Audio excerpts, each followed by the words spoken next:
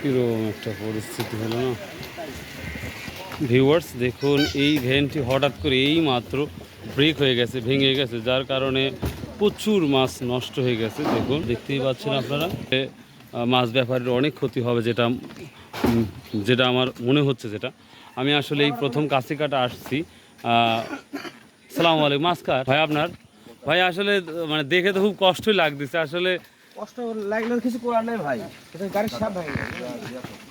মানে এটা তো আসলে সরাসরি কিছুই করার নাই। ভিউয়ার্স দেখুন প্রচুর মাছ, খুব কষ্টদায়ক একটা ব্যাপার। আমি যাচ্ছিলাম, আচ্ছা না ভিডিও না করে আমি পারলাম না আসলে। আসলে এটাই হচ্ছে মানুষের একটা অন্যরকম মুহূর্ত। তো সব সময় আমরা ভালো মন্দে আমরা আল্লাহর শুকরিয়া আদায় করব, যেটাই হোক। আল্লাহর ভাইয়ের এটা ভেঙে গেছে, এই পরিস্থিতিতে দাঁড়িয়েছে।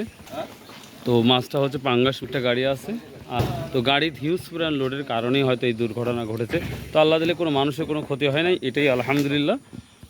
তো ভিউয়ার্স অবশ্যই এই মাছ ব্যবসায়িকার জন্য দোয়া করব, যেন সঠিকভাবে সে আবার ভালো দামে মাছগুলো বিক্রি করতে পারে।